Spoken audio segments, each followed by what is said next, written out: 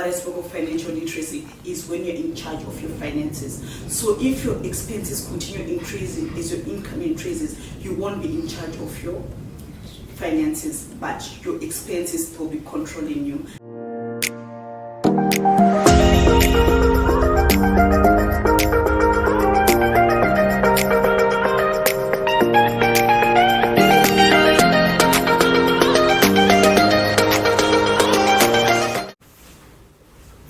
Last week I did share on our second pillar, which was budget, and today we're going to continue so that you understand the requirements of a realistic budget.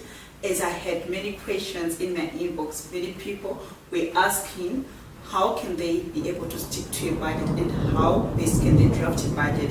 So that's why I decided to do this video so that you can understand what is a realistic budget.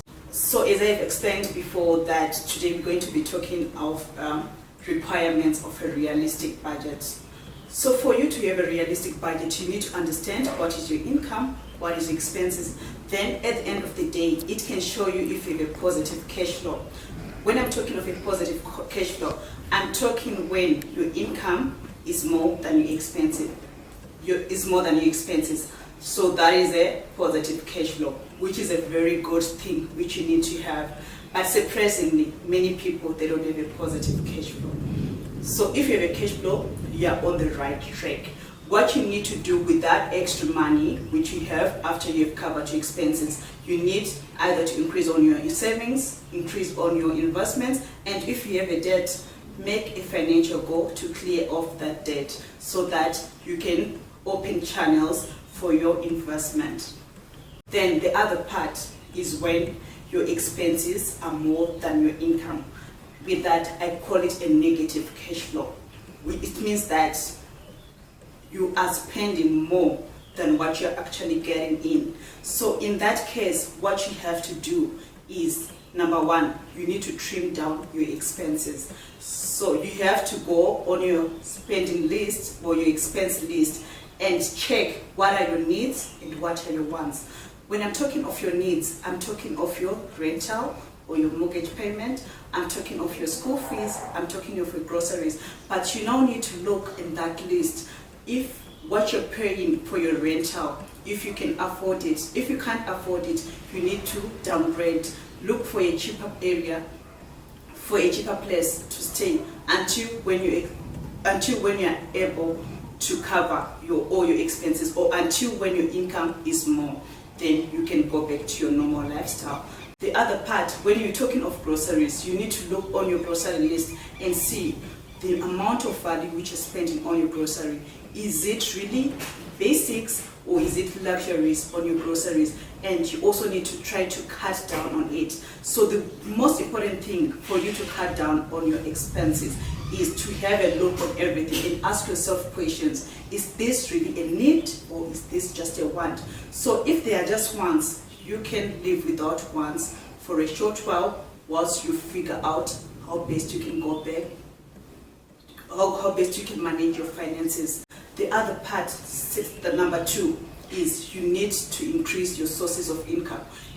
Let's say, for example, if you are relying on salary and you see that your salary is not covering expenses, it's now time to look on other areas of how you can increase your income so that it can be able to cover your other expenses. Here I'm talking, maybe you looked on your list and you saw that all your expenses, they're just basic, you don't have any wants, but you're just relying on salary only.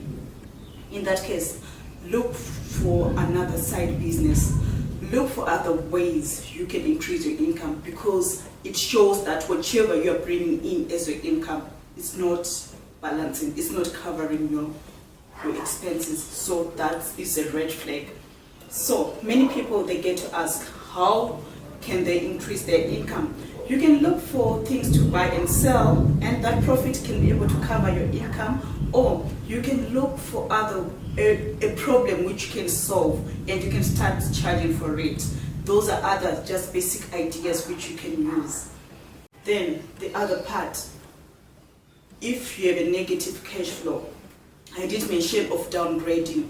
Yes, if you're downgrading, because the challenge which we face many people is that When our income is increased, we also tend to increase our expenses, which is a very red flag. But the moment you do that, your expenses continue increasing whilst your income is not really increasing that much.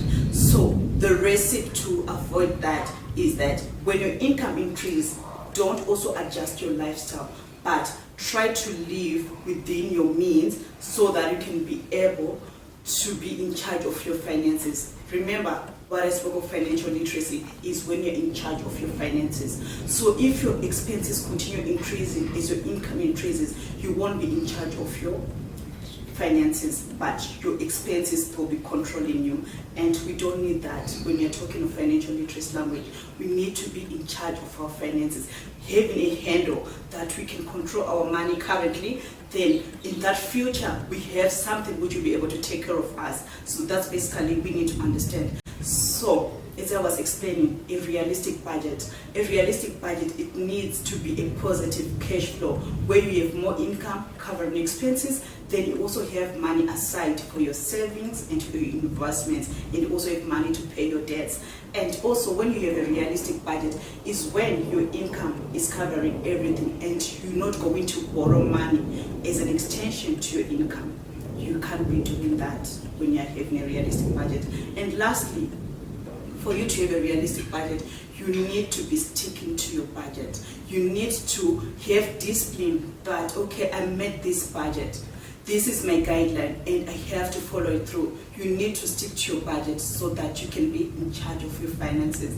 If you enjoyed this session, please don't forget to subscribe on the link below and also like and do share with others. Stay tuned as I'll be sharing more on financial literacy. Bye for now.